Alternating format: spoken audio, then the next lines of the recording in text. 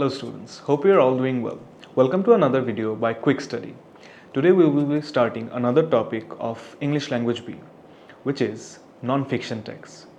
Non-fiction texts include magazines, articles, advertisements, magazine articles, or diaries, letters, and whatnot.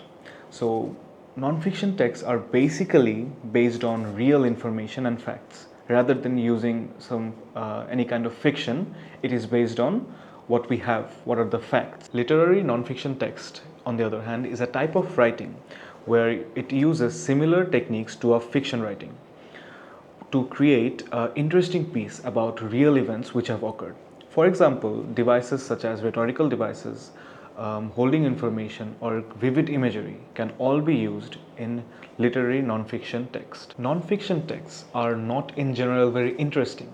So to make them interesting, these techniques are used so that we get to know about the real facts but in an interesting way. For example, you cannot read an article for very long if it turns out to be very boring. So it is written in a way by using different kinds of literary techniques to make it interesting.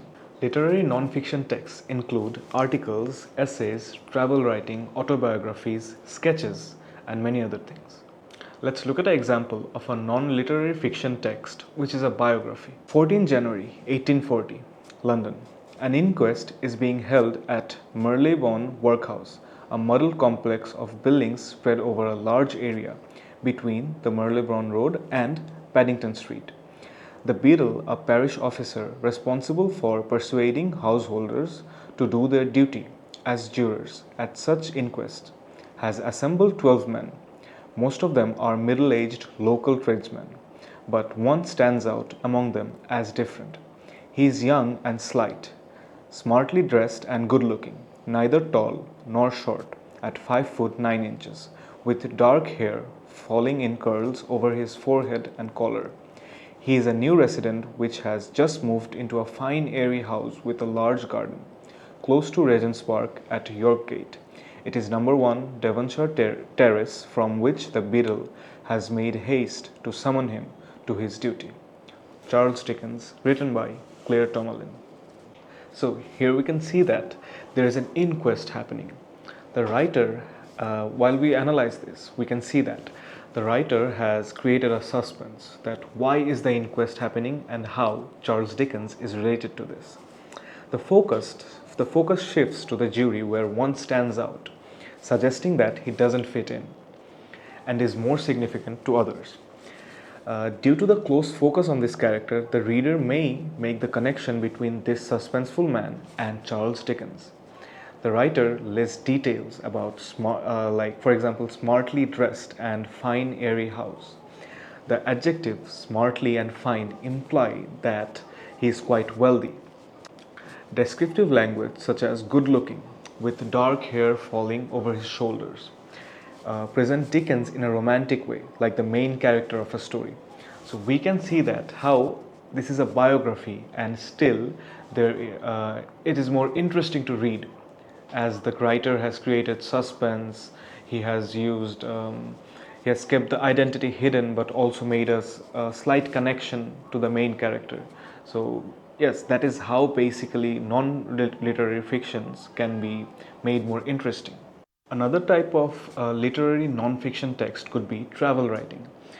In travel writing, one could write about what to do in a particular place, where to go, and set of rules in a new place basically.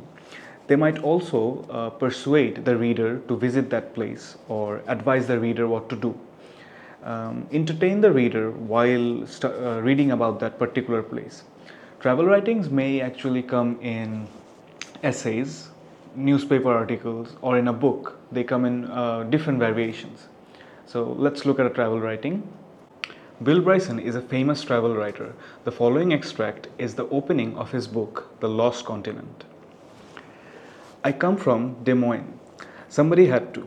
When you come from Des Moines, you either accept the fact without question and settle down with a local girl named Bobby and get a job at the Firestone factory and live there forever and ever. Or you spend your adolescence moaning at length about what a dump it is and how you can't wait to get out. and then you settle down with a local girl named Bobby and get a job at the Pearson factory and live there forever and ever. The Lost Continent by Bill Bryson.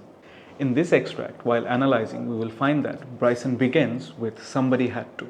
This amuses the reader and creates a chatty tone and raises the question, why does he sound negative about the place?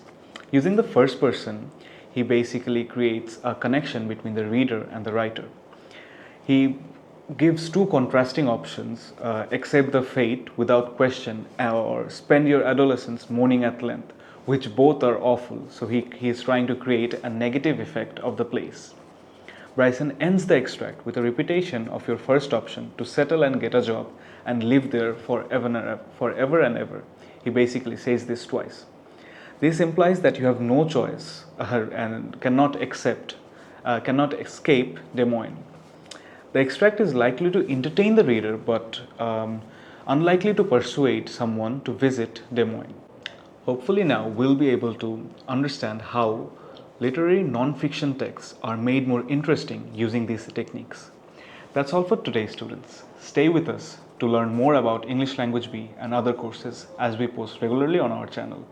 To learn more about our online tutoring service, do visit www.quickstudy.uk and subscribe to our channel.